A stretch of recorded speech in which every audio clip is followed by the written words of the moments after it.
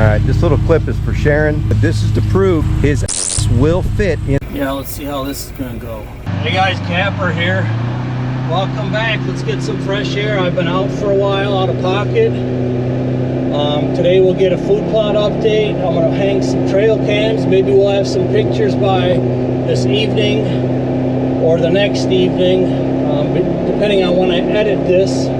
Take a ride, get some cameras up. I'll give you an update on the food plots, and let's get some fresh air. All right, here's my Highline Tower plot, September 7th. And I did see a bunch of little super tiny things germinating. Yeah, you could see them kind of spread out there. Of course, the doves and the turkeys have been in all of my plots. But yeah, that must be the buckwheat growing faster. I've never planted that. But yeah, I mean, we have germination. Can't wait till it looks like a chia pet though.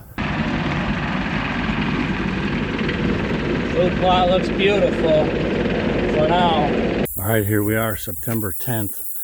I'm out fertilizing everything again. We've got rain in the forecast. So things are looking really good. Every single plot looks like a chia pet. So humongous good start. And if we get this rain, look out. This stuff's going to be 3-4 inches in a week or two. All right, so as we're taking the property tour, each of the cameras I'm going to stop and visit. I'll overlay some of the better pictures from last year from each of those spots. Food plot update. Even though we're getting parched.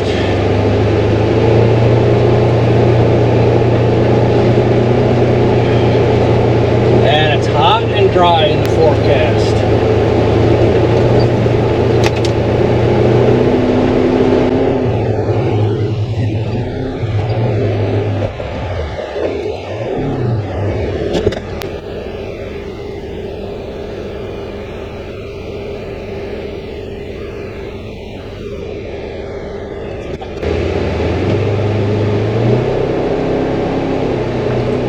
Sharon said when she went for a ride for the updates last night, or this morning, I think, she kicked up a buck out of the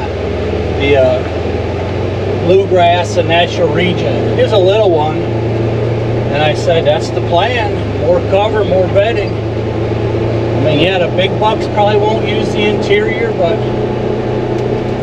they'll travel through that stuff like mad come this fall here.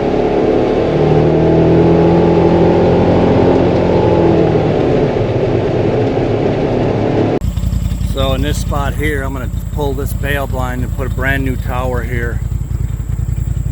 I'm expanding, making the property layout even bigger yet. I got my son Al and his buddy are hunting, probably Phil again.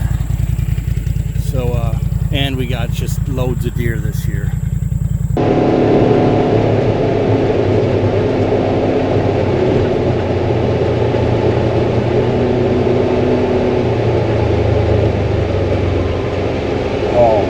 Do a little trimming. Beautiful 9 was coming out late season last year. I was on the fence whether I wanted to try to go after them late season, but I did not.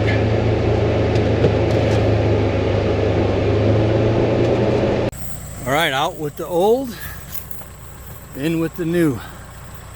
That was kind of interesting. There again, that 4-1 bucket saved me. I use that for just a lot of things that I never thought I would. Pretty cool, the old coyote. Now we're gonna go to the plot where my son Al got a, I think it was a 9 or a 10 pointer. It was a 2-year-old.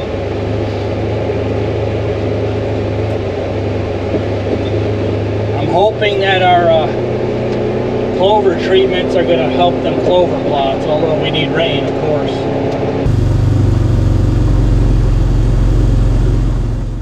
So what we did with the clover patches, I was behind on weeds this year, I know that, but there's still good clover in them, so we mowed them.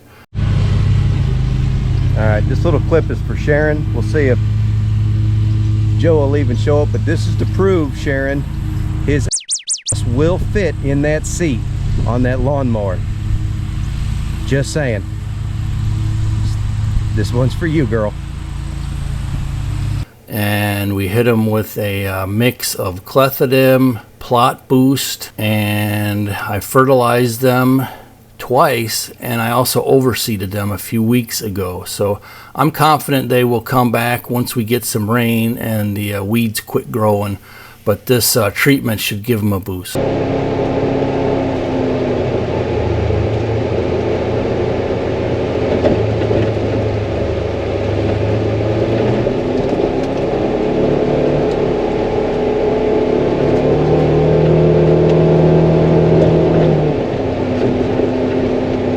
So we treated this clover plot, but I didn't mow the grass. There's not a ton of it, but this clover will blow up as soon as we get our first rain. So let's put a camera up here. The pines here in this new patch of regen. 8, 9 footers, some 10 footers.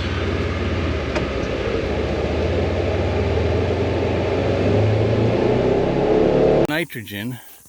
Of course, I forgot to go to Harrisburg the other day, yesterday. But I would still argue you'd have twice as much if we'd had. I cut the camera off, but what Phil was saying, this would be twice as high and thick as if we've gotten rain.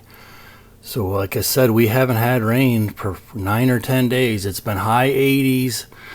So they're stunted right now, and we're all down here hoping for some rain. Okay, same plot here. This was taken 2 days after that clip with Phil on September 16th.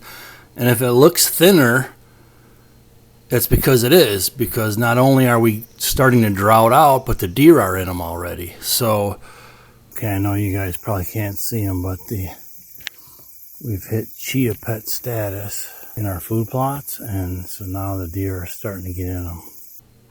Mother Nature really is sticking it to us right now. We're going to keep praying for rain. What are you doing, silly? We're debating on how to proceed with this nasty clover plot, and I'm not going to till it under, so we're going to try and revive it.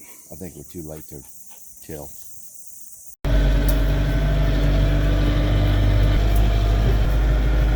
I'm going to put this one up, and this is going to be an overflow plot. I'm going to start tilling it right now.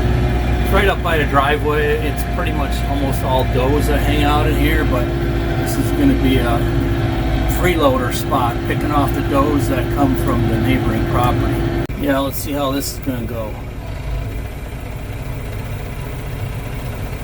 It's hooked up here. I figured that. Dang it. I lowered it and it unhooked itself. Let's see if I can tilt it off of there. Oh, look at that.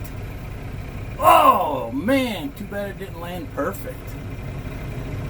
All right, let's start tilling. All right, I'm tilling this plot specifically for this blind, so I can hunt like anything out of the north and anything out of the west. And the freeloaders come right here from the right.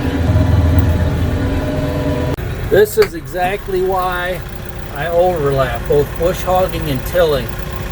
Guys will bust my chops every now and then. Oh, you're only cutting 5 feet, 5.5.